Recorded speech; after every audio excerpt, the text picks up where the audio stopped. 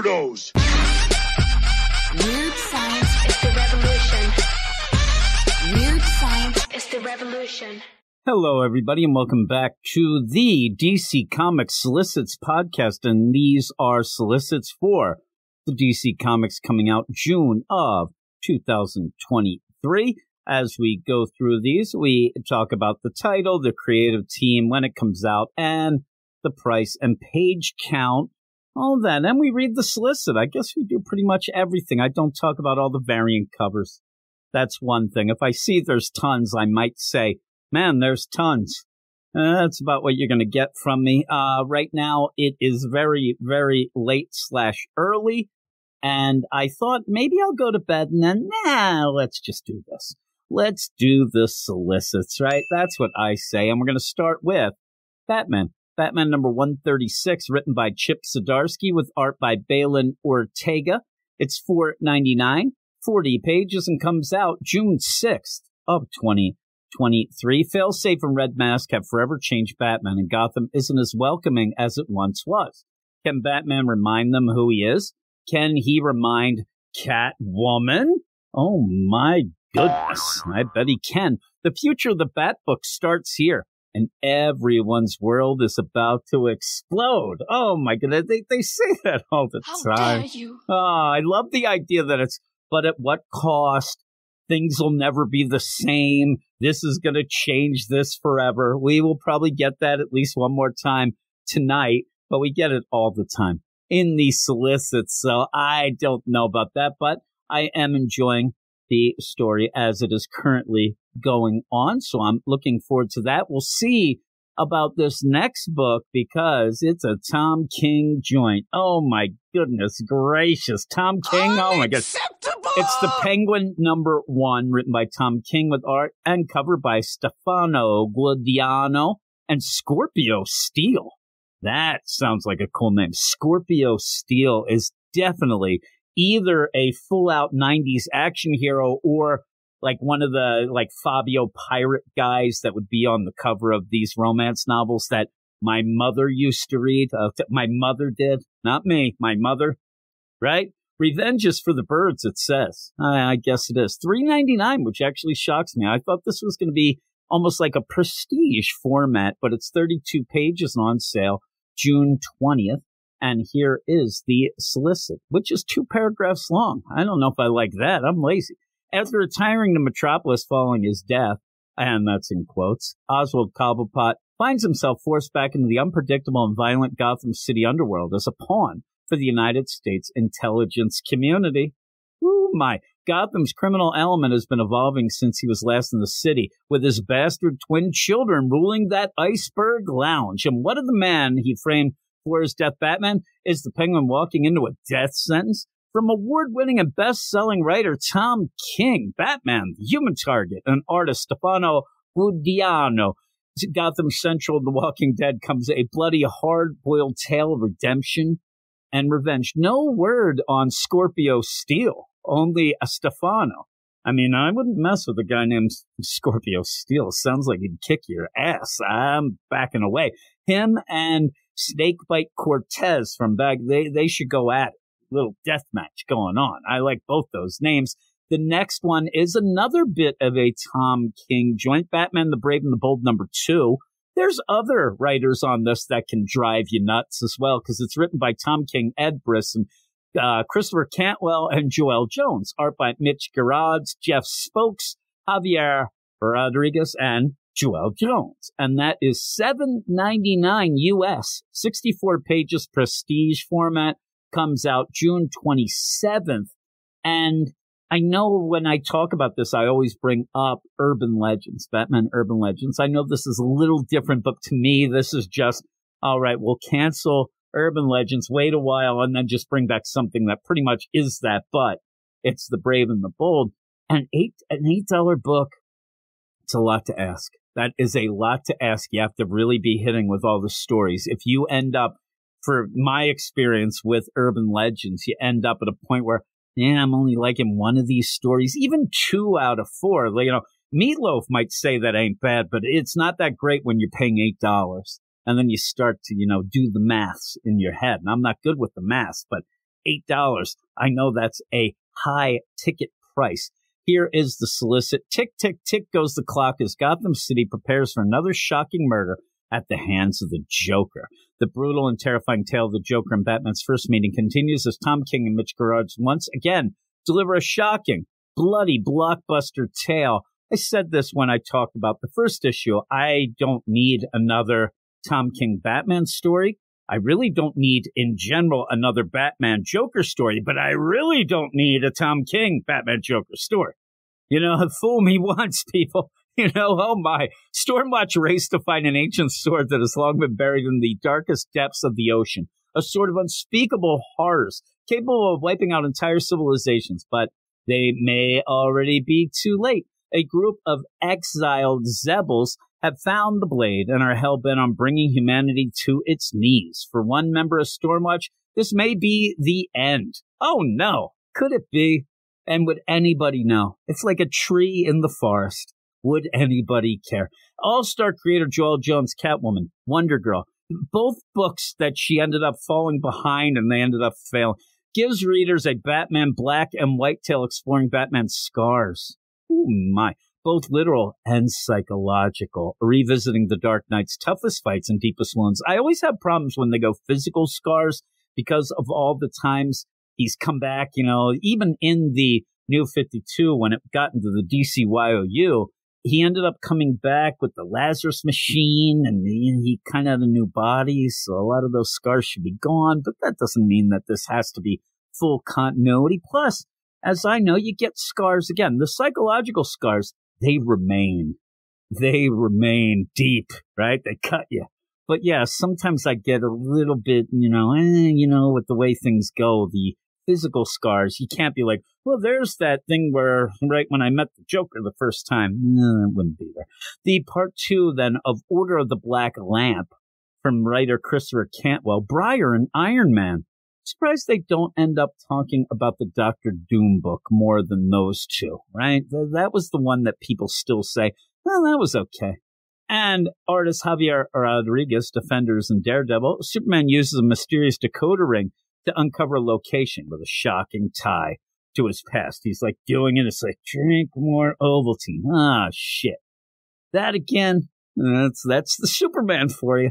But yeah, we'll see. But $8, that is a tough sell. It really is. All those stories better be hitting or people start running. Here's the next one. Poison Ivy number 13. And Poison Ivy is a book that I still don't get it.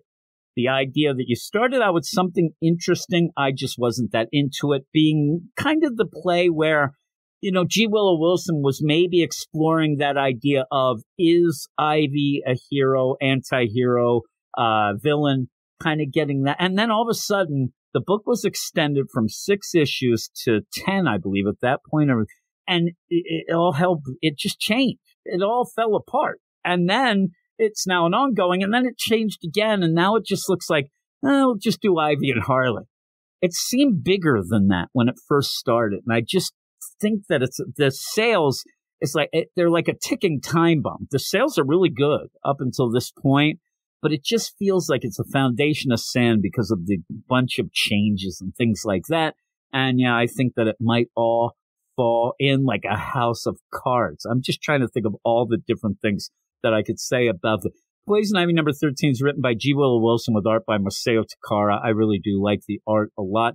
$3.99, 32 pages, and it's on sale June 6th. There is a swimsuit variant cover by Sweeney Boo, and I don't know if I like the swimsuit variant cover or just saying Sweeney Boo.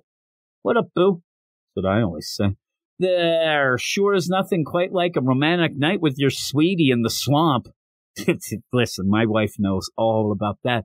Really, to make your mouth water. Oh, it's the dawn of a new day as Pamela Isley makes a return to Harley in Gotham City with a love-struck Janet from HR. The breakout character for nobody. Janet from HR. Ooh-wee. I'm waiting for that mini-series, Janet from HR. That'd be so great. The tension's so thick you could cut it with a fan boat's propeller, you could. I don't know why you would, but maybe you could. So there you go. we'll see how that goes. The book seemed serious, and it seemed like it had bigger things going on. And then all of a sudden, Lamia spores and Floronic Man, it's like, yeah, we don't want, but then we'll bring it back a little if we, it just kept changing. I don't understand. Just like my wife. She's asleep right now. I could say whatever I want. Nightwing number 105. Written by Tom Taylor. Art and cover by Bruno Redondo. $4.99, 40 pages, and it comes out on June 20th. And I believe that this one is another one of those gimmicks. I did see a cover, and I love Bruno Redondo. I love Bruno Redondo's art. He's a really nice guy. He ended up tweeting out something about this cover, this point of view story. And, you know, we already had that continuous running around deal with Nightwing where you get all the pages and you line them up on your wall and take a picture and then realize nobody cares, right? And then you're like, I just wasted all that time and I ruined my comic doing it. But hey, it was fun while it lasted. It reminds me of like those people who are on TikTok and those things, and they end up having like all those Rube Goldberg contraptions, and they're going, and you can tell that this thing took like 6 months for them to finally get it to work after recording this thing like 1 million times. And then you go, and I'm like, oh, you got like 12 views. It was not worth it. Not worth it at all. It's like Eric and a stop motion photography. We're still waiting on that movie. Woo-wee. Nightwing number 105, though, is going to be, like I said, a bit of a gimmick. It's a point of view. Masterminds, Tom Taylor and Bruno Redondo are back at it again. Oh, those wacky guys to present Nightwing fans another special issue uniquely designed for them to be Nightwing for a day. Whew. This oversized story will feature Nightwing from his point of view, allowing readers to use his Eskrima sticks and leap through Bloodhaven, which means no story at all. So really, par for the course, right? Oh my. You don't want to miss this issue, as there'll be other surprises along the way, including who'll show up besides you. Really, we know it's going to be Bitewing. We know it will be, right? I think so. So you have all that. That's why I do give Tom Taylor props for one thing. He does treat, Bruno pretty well and lets him have a bit of a spotlight because of these things. But in a book that does not seem to want to get any forward progression. Yeah, actually, what should end up beside him? I want to see the point of view of Dick Grayson Nightwing actually slaughtering Heartless, just slicing his throat. Blood right in your face. Next thing you know, it's so realistic. You got hepatitis. That's not great, but hey, I'll deal with it if I can get rid of Heartless. Because Nightwing is doing nothing about a serial killer that's leaving orphan kids in its wake. Holy moly. Oh, goodness gracious. But maybe we'll get more progression in the Titans book. Maybe the Titans will just come in. They've been doing a lot of the heavy lifting in the book anyway, so have them come and take care of Heartless, right? All right, next one is Catwoman, number 56. A lot of Catwoman fans are a little frustrated with old Teenie Howard. Let's see if this solicit shows better days. Better days, Catwoman. Written by Teenie Howard, art by Nico Leone. I like the art there. $3.99, 32 pages, and it goes on sale June 20th. What's the saying? 2 cats are better than one? I mean, seriously? Shut the fuck up! I can't stand these type of solicits. Wait till we get to the Harley one. I'd lose my mind. Unless you're in Gotham and the 2 cats in question disagree on how the city should be run. With Selina freshly out of jail, Aiko Hasegawa has some unfinished business as Catwoman. Really? Because at this point, I'm waiting for her to get to some business that Selina confronts her about. Meanwhile, Selina has some unfinished business of her own. Maybe going and giving other street flavors of ramen. And pays a visit to her sister, Maggie. All right, I don't mind that, but I'm not really loving the Teenie Howard run of Catwoman again. Nothing's really going on. We end up having cats pushing shit through vents to get to Selina in jail, in solitary confinement. This cat's running the whole damn place. I don't understand, but you got that. But we'll go on to a book that is a full-out Dawn of DCU book, or Dawn of DC, and the first issue was great. Of course, I'm talking about Superman number 5, written by Joshua Williamson with art and cover by Jamal Campbell. $4.99, 32 pages, comes out June 20th. Silver Banshee is back and more dangerous than ever. Given a massive power upgrade by Lex Luthor's arch enemies, Silver Banshee's scream rocks Metropolis, and Superman must stop her from destroying the city while also saving her life. Be ready for the shock ending that stabs this series in its heart. Woo-wee! Oh my God, right in the heart it does. I can't believe it. The next, and I really like that first issue, so I'm looking forward to more of Superman from Joshua Williamson and Jamal Campbell's art. Superb, as they say. Action Comics number 1056, written by Philip Kennedy Johnson, Dan Jurgens, and Dorado Quick. Thank God by this point that Power Girl backup is going to be long gone. I know for a fact that we're going to get some mini-series out of that, and I will lose my mind. That stunk. Stunk, I say. $4.99, 48 pages, goes on sale June 27th. A shocking new character makes their debut as the thrill-packed Speeding Bullets concludes. Superman and Metallo must reluctantly join forces to stop the cyborg Superman. With Tracy Corbin's life, at least her humanity, hanging in the balance, the Super Family fights to keep Metropolis standing. Meanwhile, Lois and the staff of the Daily Planet set out to uncover the mysterious leader and shocking origin of Blue Earth. You know, Blue Earth, that hateful organization. Damn you, aliens. Go back to the war worlds with you, they say. I'm shaking my fist at the sky. Take that, war world. Get out of here, you Philosians. You know, that's not that exciting, is it? When I'm acting it out, I'm like, that's not that fun. All right, next one is Superboy, the Man of Tomorrow, number 3, written by Kenny Porter, art and cover by Jonoy Lindsay. It's funny, too, when I'm saying Superboy, the Man of Tomorrow, for some crazy reason, I was thinking I was talking about the John Kent Superman book, which doesn't make any sense, but still, that's what I thought. $3.99, 32 pages, 3 of 6 on sale June 20th. Superboy's team up with the Cosmeteers is yielding rocky results. I heard that Justin Timberlake was a Cosmeteer when he was younger, him and Britney. I think that's how it went. While they're taking down many of Dominator X's labs, their team dynamics have much to be desired. Can this new quartet pull themselves together when the Dominator X unleashes his most monstrous creation yet, the hulking Infinity? I don't know what the hell's going on, but why is the DJ from Public Enemy in this book? Yeah, it's not really, but hey, it sounds like it, right? So we have all that. I don't know what went on there. There was too much going on in that solicit, but it's not like it angered me. It was more of like, holy crap, there's a lot going on here. Maybe that'll be exciting. I know some people do end up liking Kenny Porter more than I like Kenny Porter. I don't hate Kenny Porter. I just don't really care that much about Kenny Porter. And that's kind of mean to say. I don't know him, though, so I don't mind. And also, I have a real big problem with no empathy. I cannot have empathy, so don't judge me. I have a problem. Please, try to get me help. Don't yell at me. Adventures of Superman John Kent number 4 is next. It's written by Tom Taylor. Art and cover by Clayton Henry. All right, $3.99, 32 pages, 4 of 6, on sale June 6th. And it's such a weird play that this, and I know you'll say, well, Jim, the last John Kent book didn't do so well. They're giving Tom Taylor this 6 issues. I don't know. Some of these books that are getting ongoings, but yet this book is a 6-issue deal, I think it's because we might, and I want John to have some sort of different name. I don't know what you'd have. I don't know. But having him as Superman, it just doesn't jive. You have his dad back as Superman. It's confusing.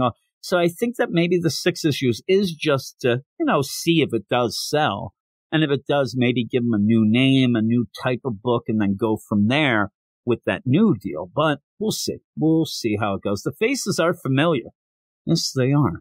But the situation is a nightmare. Oh, jeez. Are they talking about like dinner time at my house? Because I'll tell you, it is a nightmare. It really is. John Kent finds himself on an Earth where his friends and loved ones are at war. Oh, my God. It would almost feel like that would be some sort of injustice, right? Yeah. A place where his personal heroes fight each other for control of the... That would really be an injustice. What will we do? Well, what will he do when he discovers that the world's version of his father, Clark Kent, is on the verge of becoming a dictator? Obviously, they're talking about the Injustice world. So this was the big thing. I don't know why you just don't say it in the solicit. Come on, you're trying to sell this. Give it its all. But if that is the deal, which it seems, 150% that it is, I was wondering this, and nobody was bringing up the fact of, when they say, hey, John's going to go to the Injustice world, or it'll come to him and he'll find out, nobody really asked the question of like, well, what time frame would this be? Would this be before all the shit hits the fan? Would it be just like thinking, oh, that's done and whatever? But it seems like it's kind of near the middle point, maybe near the beginning. And I don't know if this ends up being one of those where John shows up and then like diverts things and changes it and stops it. I don't need that. Who needs that? And there's so much.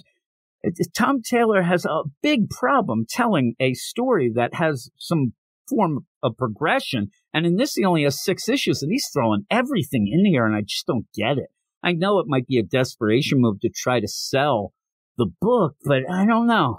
It just seems like too much. It's going to burst at the seams like my pants. And I mean in the front, I should have had that. Steelworks #1. This is written by Michael Worf Dorn. It is. It's also art by Sammy Basri. I'm looking forward to this book. I saw a lot of people like, I don't want anything to do with it, with Worf writing. And I'm like, I don't know. The guy's been in space and things. He probably knows a lot more than I do. And I like Steel. I like Natasha Irons. I want to see what's going on, and maybe we get lightning in a bottle. Next thing you know, Worf's writing everything. Be awesome. $3.99, 32 pages, 1 of 6. It is a mini series on sale June 6th. Forging the Future, it says. It's a heck of a long solicit. The metropolis of the future is here today, but can it survive a terrorist who's out for revenge against its builder, John Henry Irons, a.k.a. Steel, and his company Steelworks, and who possesses secrets that can undo everything John has worked so hard to build? While John's professional life is firing on all cylinders, his personal life is even better, as his on-again, off-again relationship with Lana Lang might be back on. Oh my God, they haven't done that in a while permanently. Now, he must decide whether it's time to give up being Steel once and for all. But does John even know who he would be without his superhero identity? How does the other Steel, John's niece, Natasha Irons, feel about his momentous decision? And does any of what matter if Steelworks crumbles around him when he lacks the superpowers to fight back? Writer Michael Dorn, the voice of Steel in the Superman the Animated Series, they don't mention Worf, teams up with artist Sammy Basri, Harley Quinn, Catwoman to bring you the next chapter of Steel Saga in this not-to-be-missed 6-issue miniseries. I don't know. Just getting through that solicit is making me a little tired. So I'm worried a little, but we'll see. We'll see how it goes. A book that I'm not worried about, though, maybe, is Shazam. Shazam #2 coming out in June, written by Mark Waid, art and cover by Dan Mora.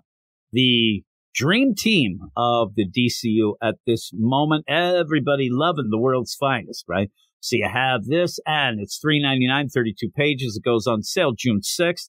Shazam versus Shazam. That's Shazam versus SHAZAM. What's it called?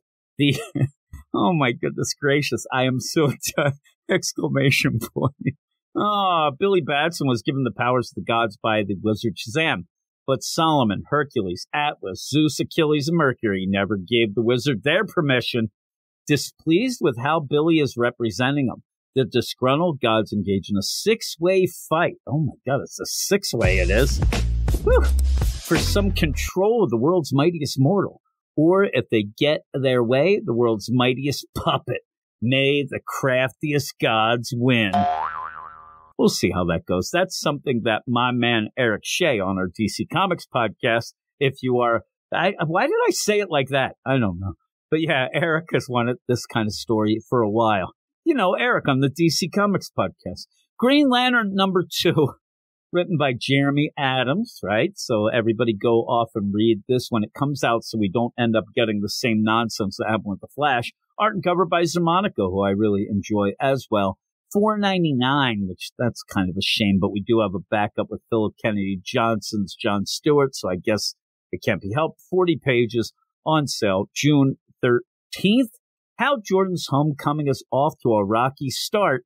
Carol Ferris is this close, and I mean this close to firing him from the job he's only just begged his way into.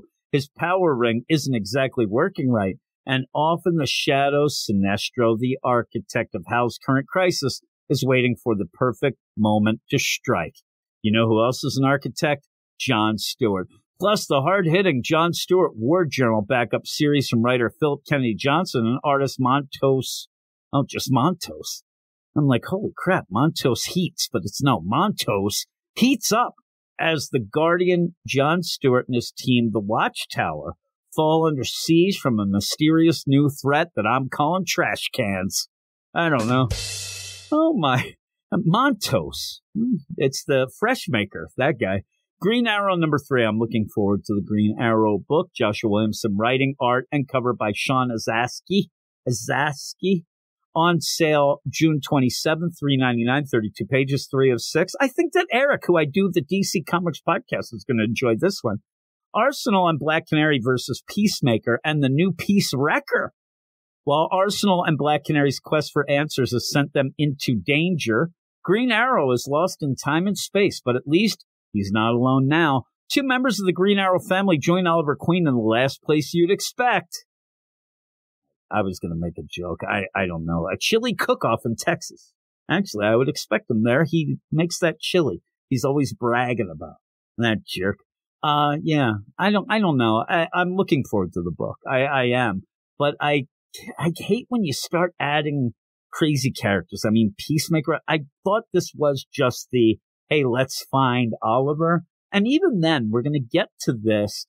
And how many people are still on edge saying, oh, my God, what happened to Oliver after Dark Crisis? I think most people are going to be like, what the hell are you talking about? Just get him back. Just get him back. It's like the thing, and I didn't even say it, and I do love Jeremy Adams. I think he's a great guy, too.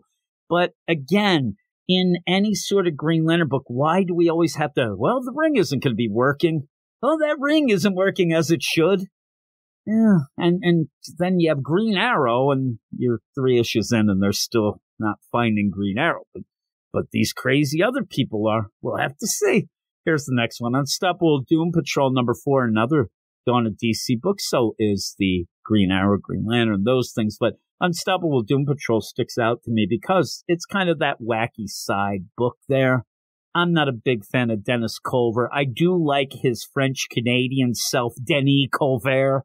I'm more into Denis, but Dennis Culver, I don't know. And just as an aside, not to spoil anything, but I have read the first issue of Unstoppable Doom Patrol. I've read through it really quick. I'm going to have to kind of, digest it a little more once it comes out and we talk about it on the podcast. And a lot of times I do get a little more positive when we talk about it on the show with, my friend Eric Shea, who's on the DC Comics podcast with me. We end up where, I don't know. I didn't love it. I didn't love that first issue, but it's not my type of book. I've never been a big fan of the Doom Patrol. It's not my thing, but I was hoping that it would become my thing. That's always the hope. But it is written by, hopefully, Denis Colvert, not Dennis Culver, but art and cover by Chris Burnham. I do like Chris Burnham's art, and I did like it a lot in that issue number 1. $3.99, 32 pages, 4 of 6, on sale June 27th. The world's strangest superheroes versus Anytown, USA.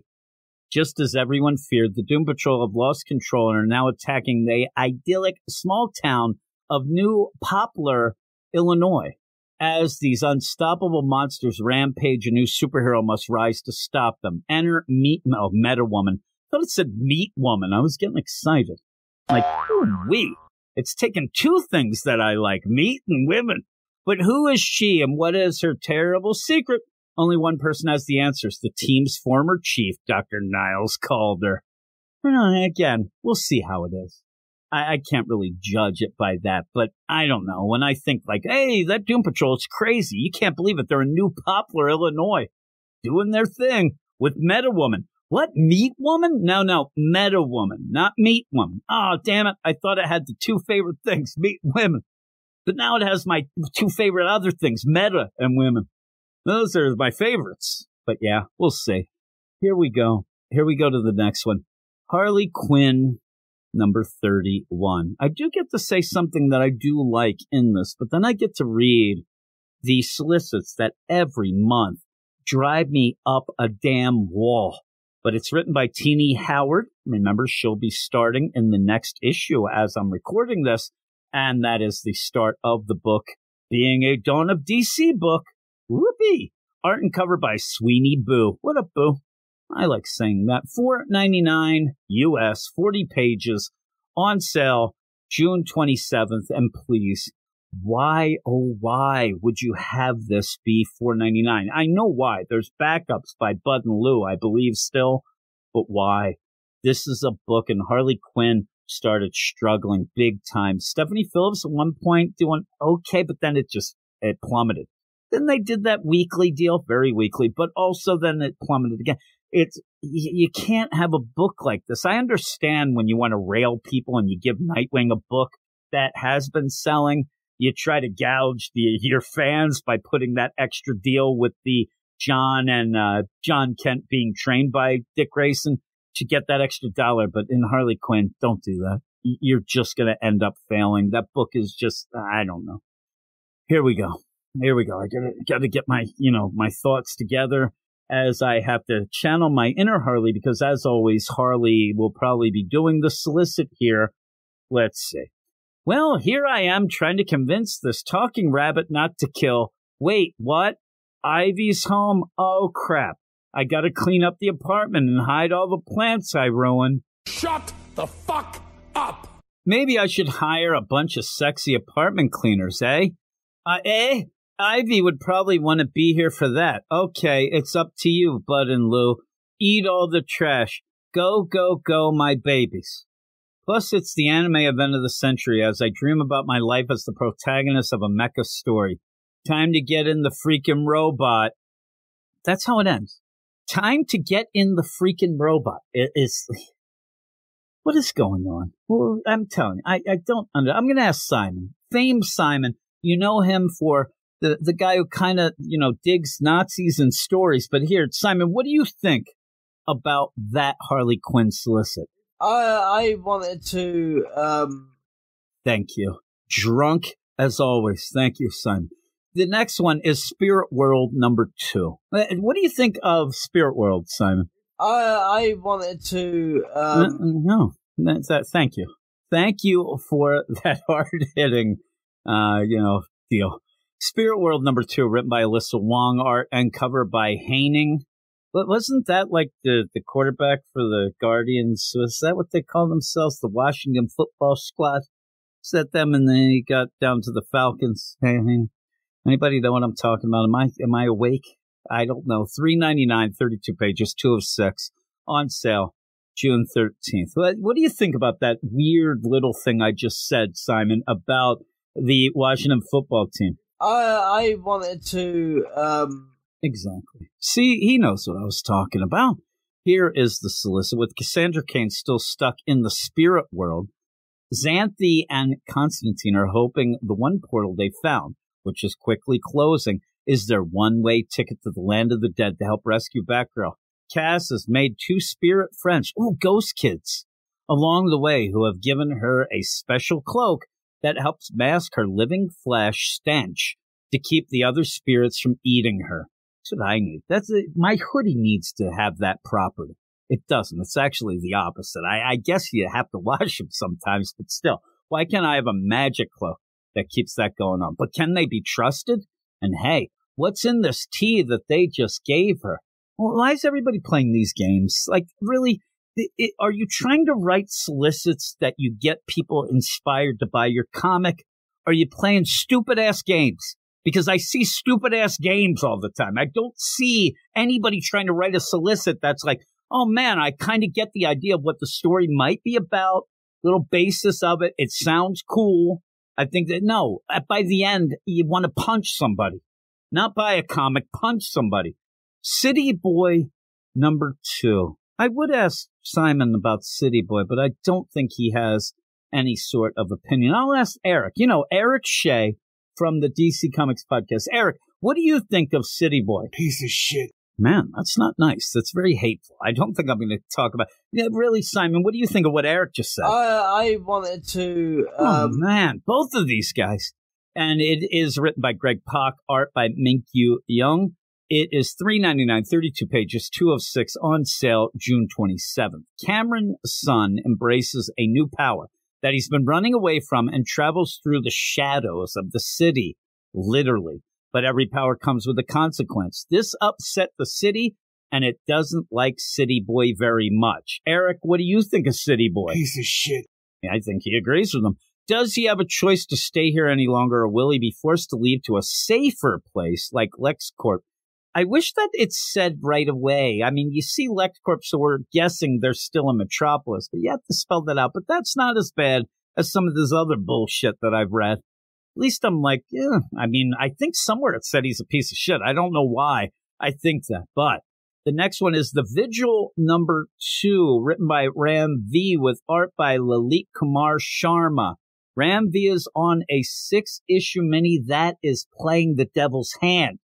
This guy can spend 3 issues giving you metaphors about somebody leaving a building. It takes forever. I don't get it. 6 issues. Maybe it'll tighten things up. I'm worried. I'm very worried, especially because the intro story that got us into this whole vigil barely said anything about the vigil. We didn't even know what the hell was going on. No team. It's $3.99, 32 pages, 206, and on sale June 20th. Who are, here we go. We got crazy lines like it's like the Matrix.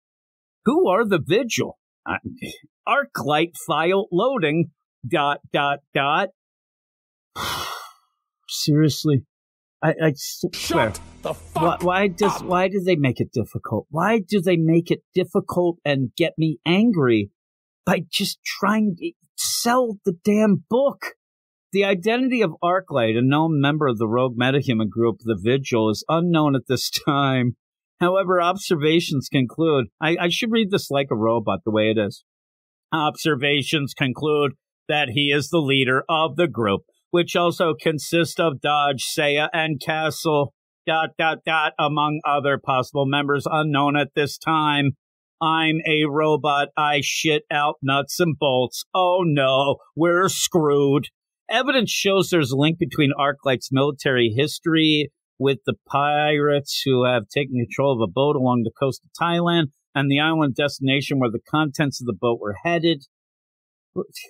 What is this?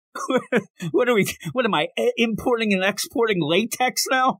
What are you doing? I don't need this. What secrets does this island contain? And is it another government experiment covered up as a quote-unquote conspiracy, only believed by heretics? Stay tuned for more. You are being watched. Oh, great. You're sitting there in the closet with your pants down. That's all I need, is to be watched more. Whew.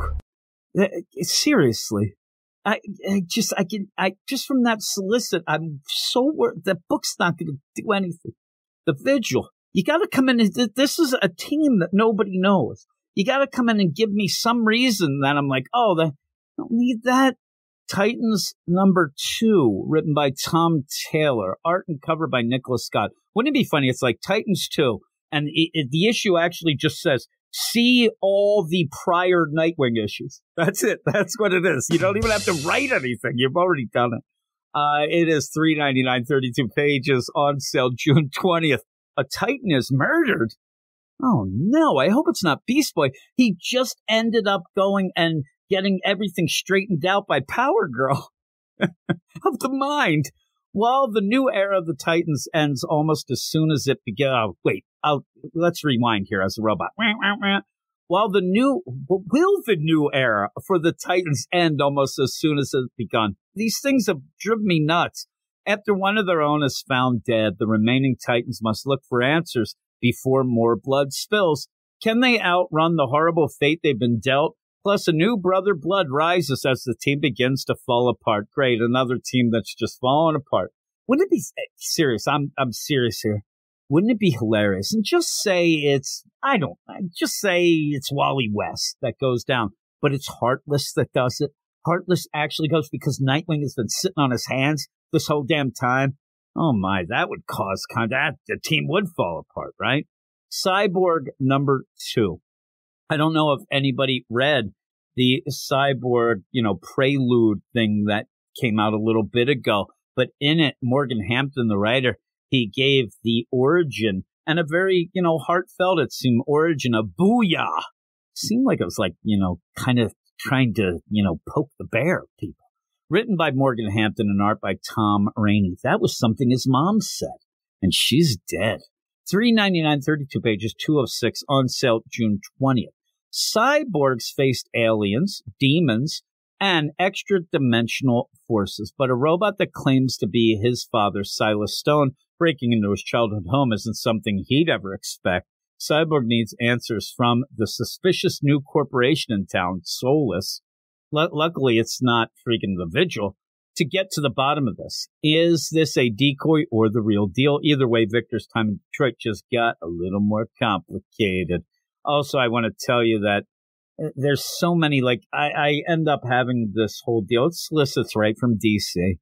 I have it in my doc, and that I have the Grammarly's going, right?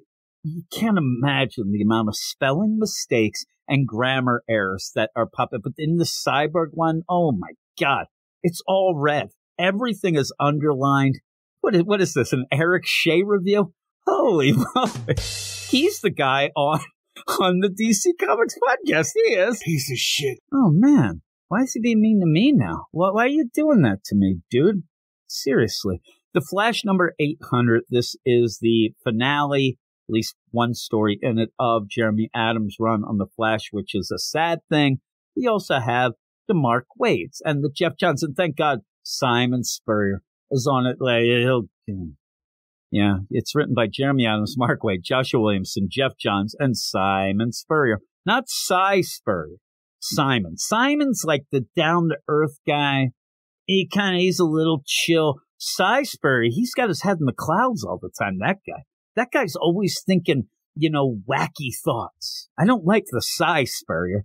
Art by Fernando Passeron and Eau Claire Albert, Todd Nelk, Carmen D.G. DeMonico, Scott Collins, and Mike Diodato Jr. Have all that. That is who will be with Cy Spurrier or Simon when we get to the new Flash run in September. We'll see how that goes. But this is $4.99, 48 pages, on sale June 6th. So it is an oversized anniversary issue. It concludes writers Jeremy Adams' acclaimed tenure with special guests Mark Waid, Joshua Williamson, and Jeff Johns joining the celebrations as the Adams run. Oh, the spelling mistakes and as the Adams run races to the finish line, get a prelude to New Dawn of DC chapter of the Fastest Man Alive Adventures from the Dream Team of Cy Spurrier and Mike Diodato Jr. Dream Team. I woke up, I thought I had a nightmare when I heard that. My head is already aching from reading that nonsense of Dream Team. Serious. Dream Team. Yes. So, yeah, I don't know what that just said. There was so many misspelling and grammar errors that I could barely read it. But then again, I'm a dummy. Wonder Woman number 800, another oversized anniversary issue. I don't know if, I guess we do know the idea of Tom King taking over the book in September as well, just when Cy Spurrier goes and takes over Dream Team. But in that, you're going to get a bit of a little prelude in this issue. But there is other Clunrad news. I was getting everything swirling around. It was so late/early. Written by Becky Clone and Michael W. Conrad and Tom King. Art by Joel Jones, Todd Neuk, and Daniel Semperi, and others. I love others. And you have $5.99, 48 $5.99. Look it up there. I see this Flash is 48 pages, $4.99. Then I look, $5.99, 48 pages for the Wonder Womans? Seriously? And in that, nobody's reading the Clunrad's Wonder Woman. I guess they're just taking advantage that people are going to be like, oh my God, I want to see what Tom King's going to do before the run in September. But that's weird. That is weird to have that different deal with the same pages and whatnot. Same 800. I don't get it. On sale June 20th. And yeah, I'm looking to see if there's I guess it might. I got it. It's because And Others are doing the art, and everybody likes And Others. Whatever Happened to the Warrior of Truth concludes in a landmark 800th issue. I guess it's a landmark, they're saying. It's not just an oversized anniversary. Diana's visions become more vivid as she finds herself trapped in the dreams of those around her. I bet she sees Cy Spurrier, the dream team, him and Mike Deodato. As she struggles to escape, her life as Wonder Woman hangs in the balance. When the dust settles, will she still be the Amazon's greatest champion? And really, if she isn't, will it matter one damn bit? I find out in this extra special celebration. I will. Thank you. $5.99. Why? Maybe the play is that they act like the price of the Flash is supposed to be $5.99. They messed up. I don't know. It just seems weird. Batman Incorporated #9. If you're in the know like me, you call it Batman Inc. Right? That's when you wink, wink. When you're down at the rec center and you hear these kids in there, hey, man, that Batman Incorporated's great. And then this other guy goes, man, I kind of dig that Batman Inc. You're like, you're cool. You're with me, pal. Written by Ed Brisson, art and cover by John Timms, $3.99, 32 pages, on sale June 13th. Joker Incorporated has unleashed a game of terror across the globe. Thousands of lives are at stake as Joker, the tap dance man. The tap the tap dance man. Corvus Call, the Ghoul, Alpaca. And if you don't know, Alpaca was in the Jean Luen Yang new Superman book as the deal of the Joker. Dusty Bronco, that was my porn name back in Cleveland, and Die Laughing. Oh, Die Laughing. Holy moly. I see I'm having fun with this one. Roll out, but really, Dusty Bronco, my porn name in Cleveland. I only did porno in Cleveland. Once I got out of Cleveland, we forgot about that. Roll out their twisted plan of chaos and mayhem, and seriously, not much else to do in Cleveland but make porno. And maybe go to the Rock and Roll Hall of Fame, but then go back and do porno.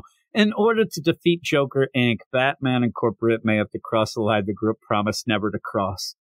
Maybe to go to Cleveland with Dusty Bronco. That's a line I don't know. You might want to cross that line. It's pretty cool. By the way, Die Laughing is DAILAFFY. Die Laughing. The tap dance, man. Oh my goodness. That is some good stuff. That is some good stuff. Here we go with the next one. Tim Drake, Robin, #10. And by the end of this list, we're going to get some good news. Some good news indeed. Written by Megan Fitzmartin, art and cover by Nicholas Zizia. $3.99, 32 pages, on sale June 27th. Robin and Batwoman are trapped in the lair of the Chaos Monsters. Will they be able to escape with their sanity intact? That is right to the point. That almost feels like a solicit that was written like, what does it matter? Nobody's reading this book. It's terrible. Megan Fitzmartin does not know anything about Tim Drake and has written one of the worst books that I've read in quite some time. And then when you're writing the solicit and they come in and go, oh, by the way, you don't have to say it in the solicit, but this run ends with this. It's over. That's it. It's done. Tim Drake Robin #10 is canceled. They ended up having that in the previews deal, not in the solicits, but rest assured that's what seems to be happening. And it was 10 issues. I'm even going with the idea that it's being canceled at issue 10, and it's like 15 issues too much. You end up where it's so bad, and that just awful, awful, awful. Megan Fitzmartin should just not be writing anything at DC. Just done. So we'll go and see what the deal is. But that is that. We're done. Peacemaker Tries Hard, #2. I bet you try harder if you ran into Dusty Bronco. Written by Kyle Starks, art by Steve Pugh. And it's $4.99, 32 pages, 206. Really, $4.99 for Peacemaker Tries Hard, #2. Maybe he should, eat some more fiber for that #2. $4.99 though is nonsense. On sale June 6th. The brain has given Peacemaker no choice but to complete a dangerous mission on his behalf. But he won't have to kick bad guy butt on his own. With Monsieur Mawa at his side, Peacemaker breaks into the secret base of General Immortus to steal some supervillain DNA. Ooh, there's where we go. Now we got Dusty Bronco. He is good at stealing DNA. I'll tell you. What starts as the team-up you never knew you wanted takes a surprising turn that could leave Peacemaker face down in a pool in his own blood. Sexy. And in that, I would say that, this is one of those books that's kind of tying more into the TV show, that sort of thing, because I kind of know something coming up with a character that makes this whole Solicit not make sense, but I'm not going to spoil things. The next one is The Riddler, Year 1, Number 5, where people are really enjoying this book. I saw a lot of people. I have not read it. I do want to catch up and read it, though. Written by Paul Dano, Bookham, Dano. Art by Steven Subic, $4.99, 32 pages, 5 of 6. It goes on sale on June 27th. The penultimate issue of this hit miniseries, I don't know about that, but features an unusual break in format. Here we go. As we'll see Edward Nashton constructing his master plan for taking down the corrupt officials and criminals of Gotham City in the pages of his journal. As his mind spirals deeper and deeper, so too does his writing become more unhinged.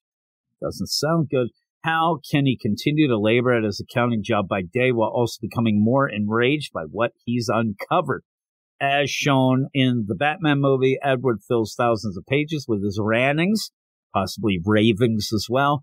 Here we get a glimpse into something that was never meant to be seen in a mind equally brilliant and unhinged. There's too many unhinges in this. By the time nothing's hinged in this one, by the end, a turning point will be reached, and Gotham's greatest menace will come one step closer to being unleashed. Actor Paul Dano, the Batman, and artist Steven Subic continue the origin of the Riddler leading up to his appearance in Matt Reeves' epic film. All right, we'll see. Very unhinged, I hear. Batman, White Knight presents Generation Joker number 2. Story by Sean Murphy. Written by Katana Collins, who I believe is the wife of Sean Murphy, and Clay McCormick, who I have no idea who the hell he is. But we'll just go with it. $4.99, 32 pages, 2 of 6. All covers are cardstock, it tells it. And on sale June 20th. The children of the Joker and Harley Quinn run straight into terrible danger, or donger. The innocent Joker family road trip has taken a turn for the worse. While visiting the place where their parents' love story began, Bryce and Jackie find themselves trapped by the daughter of the ventriloquist. Oh my God, don't say it's so. Will they be able to escape this puppet show from hell? It's not every puppet show. Or does the Napier-Quinn line end here? I don't know. I know something that's going to be ending. Batgirl's number 19. Ooh-wee. It's almost U19, but I guess it's U20. That's a manga term. Written by Becky Cloonan and Michael W. Conrad. Art by Robbie Rodriguez. $3.99, 32 pages. On sale June 20th. And yeah, it seems like the reign of terror has ended. The Cloonrads might not be doing much in the DCU after this because they're doing that Exo Manowar stuff over at the Valiant. So maybe they could just stick over there.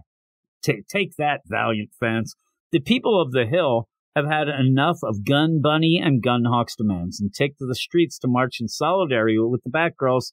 Moved by this, the Batgirls join in, proving to both the city and the snipers that Gothamites should never be underestimated and that we can overcome even the darkest of times if we have each other. That sounds like signaling bullshit is what that sounds like. That sounds like you have written a bullshit run that nobody cared about, and now you want to get praised for doing something nice at the end. Oh, look at that.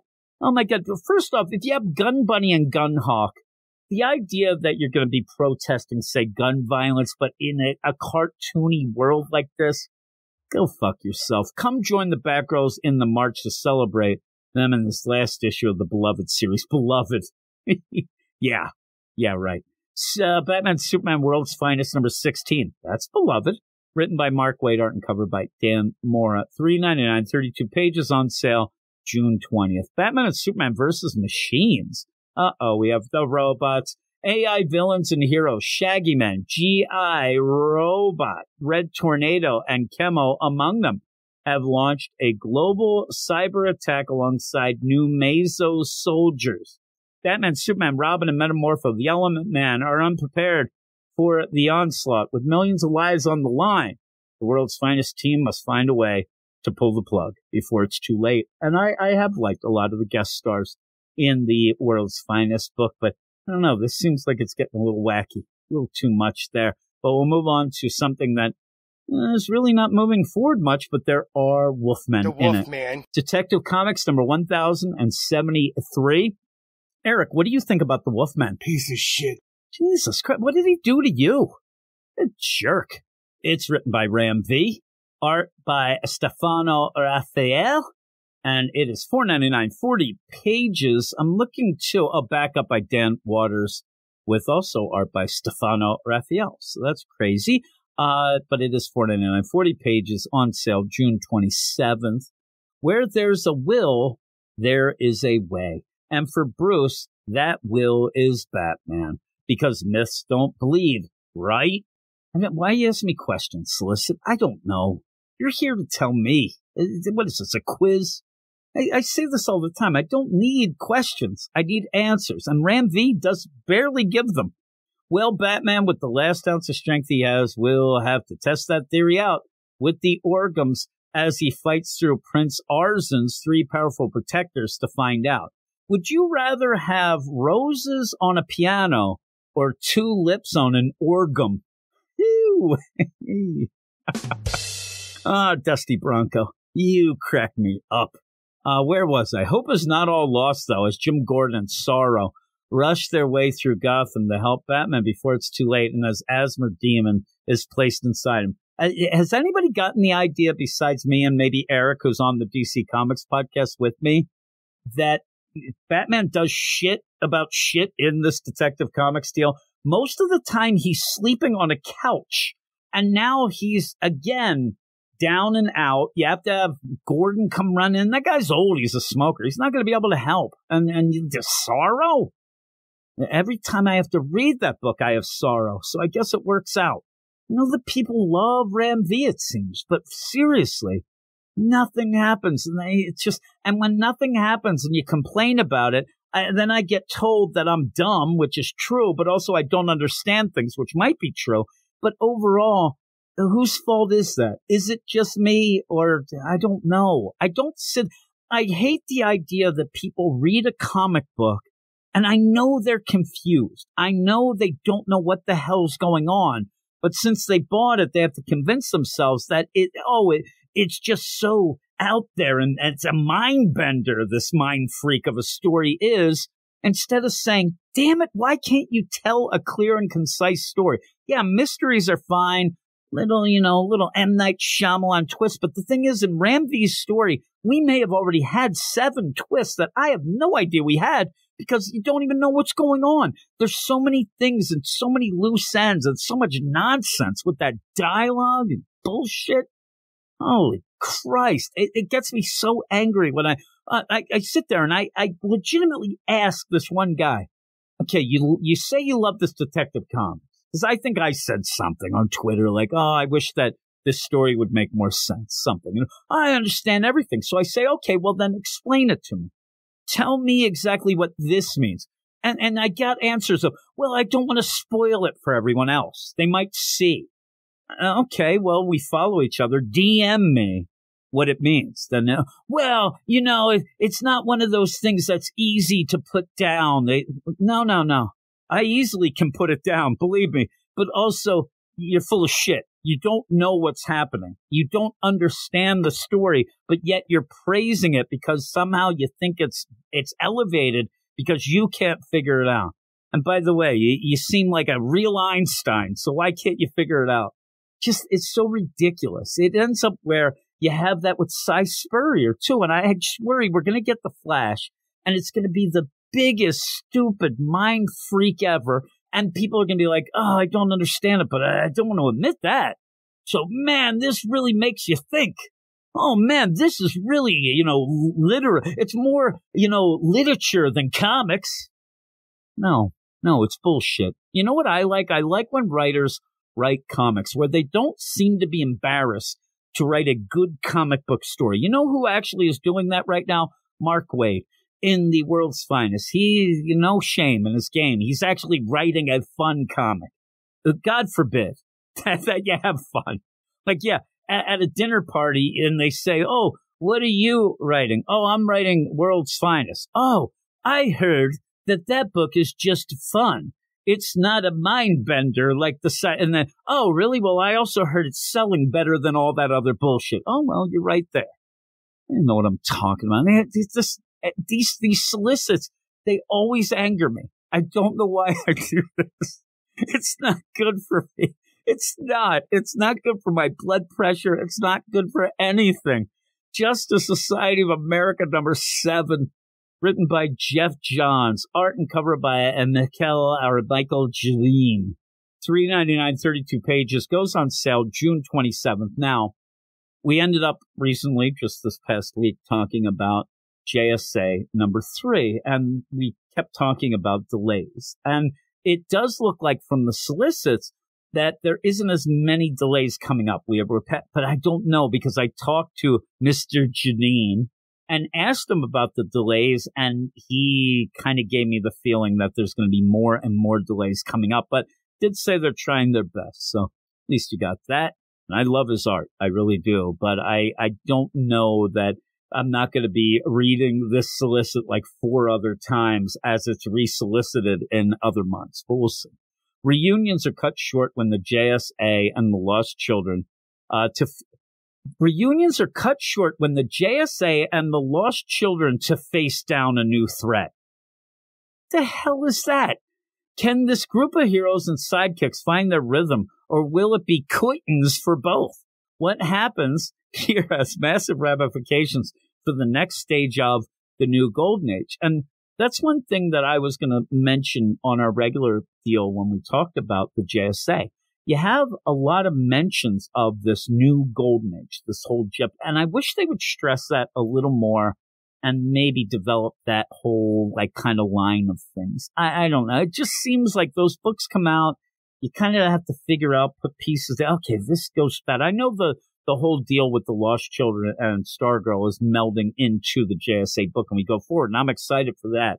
But I wish we had more clear idea of what all this is heading towards, maybe by the end of the JSA deal. Is it eventually going to just go into the regular, what would be the Dawn of DC? Is it going to be a separate thing that's going to just do the Jeff Johns verse? I don't know. I just want to know more of, what their intentions are, right? Their intentions. Multiversity Harley screws up the DCU #4, written by Frank Thierry and art by Logan Fairbairn. I'm a big fan of the Harley, Coney Island Harley. I know a lot of people don't like it, but it was just one of those things I kind of had fun with. But saying that, I'm also kind of done with it. So Frank Thierry coming in with this, that is that Coney Island, Palmiotti Connor deal.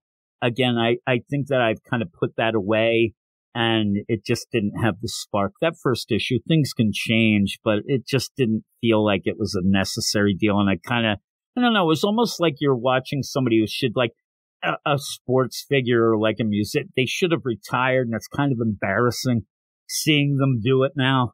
They're a comedian who only has one routine, and they've been doing it for 20 years. It gets kind of silly and embarrassing, but it's kind of how I felt. $4.99, 32 pages, 4/6, on sale June 13th. How can Harley stop herself from screwing up the timeline if her true self has already screwed it all up? That's actually, I know Eric, remember him, Aaron? Piece of shit. He actually said that he thought that it was going to be the alternate timeline kind of older Harley that would have screwed all this up. And I think he was right. Now, I know that he doesn't read solicits because he could barely read. I mean, seriously, ask Simon. I wanted to... Exactly. I know, Simon. I know. First, she discovered she totally stopped Superman and the Flash from ever existing, and now she's finding out that she totally time traveled right over Wonder Woman's and Aquaman's origins, too. Harley has to stop Harley, or at least try to put the pieces of the DCU she's broken back together again, like the Humpty Dumpty. With a time machine and a tough, scary alternate universe Harley at her side, maybe, just maybe, she can make things right again. We can only hope. We can only hope. The next is Superman Lost #4, written by Christopher Priest, art by Carlo Pagilan and Jason Paz. Those are regular contributors, I believe, to the whole Christopher Priest deal, especially his Deathstroke book that he ended up having at the beginning of Rebirth, which I did like, but I don't know. I'm kind of a little done with Christopher Priest as well. And saying that, I actually did like the first issue of Superman Lost that came out this past week. So I suggest everybody check that out. $4.99, 32 pages, 4 of 10, on sale June 13th. Can even Superman withstand being pushed past the point of emotional and psychological endurance? Marooned on a comet in uncharted space, the Man of Steel reflects on his humble Smallville origins as crushing emotional fatigue threatens to end his journey back. Trauma, which results in Lois's struggle to reconnect with the virtual stranger in her own home. Oh my goodness gracious. I wish I had the stranger quote, but I don't. The Joker, the man who stopped laughing, #9. Jimmy, the guy who stopped caring about issue 2, is where we're lying here. I think Matthew Rosenberg is a complete and utter hack. I think that he is awful, and this Joker story is bullshit. Written by Matthew Rosenberg, art and cover by Carmine D. Giandomenico. I'm holding back a little, though. $5.99, 40 pages. $5.99. June 6th, it comes out. What's big and scary and lives in the sewers? I don't know. Matthew Rosenberg? Is that what he's giving us a hint? In Gotham City, a lot of things. But the Joker's going to war with the biggest, scariest of them all, Killer Croc. Plus, Red Hood is being set up to take a fall at Blackgate Prison, and his only hope of survival may be someone from his past. Oh my goodness. Seriously? I love the idea, too. They have these solicits, and they jam both of Matthew Rosenberg's at the end. Because, bringing up the rear. But the Joker's Man Who Stopped Laughing is such a bullshit book for $6. And I don't know. And you have Francisco Francavilla back for the backup art, which I do like his art a lot. Very stylistic, very horror-esque, right? You know what I'm saying? Matthew Rosenberg. Ugh.